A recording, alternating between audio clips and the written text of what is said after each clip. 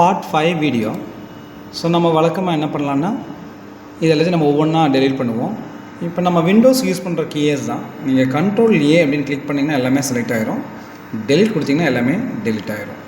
சரிங்களா? Ctrl A for select, delete press பண்ணிங்கன்னா delete ஆகிரும். இப்போ அடுத்து இந்த லைன் டூல்ஸில் நெக்ஸ்ட் ஒரு டூல் போகிறோம். என்னென்னா செக்மெண்ட்டுன்னு இருக்குது. ஸோ அதை சூஸ் பண்ணிவிட்டு பாருங்கள், அது மேலே மவுஸ் வச்சு பாருங்கள், எல்லாம் சொல்லுதுன்னு பாருங்கள். செலக்ட் 2 பாயிண்ட்ஸ் ஆர் பொசிஷன்னு கேட்கும். சப்போஸ் நான் என்ன பண்ணுறேன்னா இங்கே ஒரு கிளிக் பண்ணுறேன், அடுத்து நான் இங்கே ஒரு கிளிக் பண்ணுறேன். இங்கே பாருங்கள், எனக்கு ஒரு செக்மெண்ட் கிடச்சிருச்சு.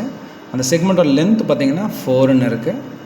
இப்போ மூவ் டூவில் கிளிக் பண்ணிவிட்டு நான் என்ன பண்ணுறேன்னா இந்த ஏபியோடைய பொசிஷன்ஸை நான் சேஞ்ச் பண்ணி பார்க்கலாம். சப்போஸ் பியை நான் சேஞ்ச் பண்ணுறேன். இங்கே பாருங்கள், பி அதோட லென்த்து பாருங்கள் சேஞ்ச் ஆகிடுச்சு. அடுத்தது இந்த லைன் டூல்ஸில் நான் கிளிக் பண்ணிவிட்டு செக்மெண்ட் வித் கிவன் லென்த்துங்கிற டூலுக்கு போகிறேன். அந்த டூல் எடுத்துகிட்டு இங்கே ஆரிஜினில் கிளிக் பண்ணுறேன். கிளிக் பண்ண உடனே பாருங்கள் செக்மெண்ட் வித் கிவன் லென்த் என்னென்னு கேட்குது. சப்போஸ் நான் ஒரு 2ன்னு கொடுத்து நான் ஓகேன்னு கொடுக்குறேன். இப்போ மூவ் டூவில் கிளிக் பண்ணிவிட்டு இந்த டியை தொட்டு நகர்த்தி பாருங்கள், நகர்த்த முடியாது. ஏன்னா ஒரு ஃபிக்ஸட் லென்த்து கொடுத்துட்டிங்கன்னா அது மாறாமல் அப்படியே இருக்கும். பட் ஜென்ரலாக ஒரு செக்மெண்ட் சூஸ் பண்ணிங்கன்னா அதோட லென்த்தை வந்து என்ன பண்ணலாம்னா நம்ம சேஞ்ச் பண்ணி பார்க்க முடியும். ஸோ இதுலேருந்து ஒரு மேக்ஸ் கான்செப்ட் நம்ம லேர்ன் பண்ணலாம். அப்படின்னு பார்த்தீங்கன்னா இந்த டிங்கிற பாயிண்ட் மேலே ஒரு ரைட் கிளிக் பண்ணுங்கள். கிளிக் பண்ணிங்கன்னா அதில் ட்ரேஸ் ஆன் ஒரு ஆப்ஷன் இருக்கும் பாருங்கள், அதை எனேபிள் பண்ணுங்கள். அடுத்து திரும்ப ரைட் கிளிக் பண்ணுங்கள். ட்ரேஸ் ஆன் பக்கத்துலேயே நமக்கு இன்னொரு ஆப்ஷன் இருந்துச்சு. என்ன ஆப்ஷன் பார்த்தீங்கன்னா அனிமேஷன் ஆன் அப்படின்னு சொல்லி இருந்துச்சு. நம்ம அதை கிளிக் பண்ணுங்கள்.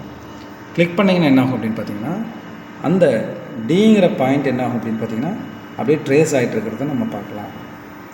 ஸோ இந்த கான்செப்ட் மூலிமா நம்ம ஸ்டூடெண்ட்ஸ்க்கு என்ன நம்ம விஷயங்களை டீச் பண்ணலான்னு பார்த்தீங்கன்னா ஒரு நிலையான புள்ளியிலிருந்து மாறாத தூரத்தில் நகர்ந்து செல்லக்கூடிய ஒரு புள்ளியினுடைய நேம பாதை வந்து ஒரு வட்டத்தை குறிக்கும் அப்படிங்கிறத நம்ம ஸ்டூடெண்ட்ஸ்க்கு ஈஸியாக என்ன பண்ணலாம்னா விசுவலைஸ் பண்ணி காமிக்கலாம். இந்த மாறாத தூரத்தை நம்ம என்ன சொல்லலாம் அப்படின்னு பார்த்தீங்கன்னா ஆரம், ரேடியஸ்ன்னு சொல்லலாம். அதோடய வேல்யூ பார்த்தீங்கன்னா G=2.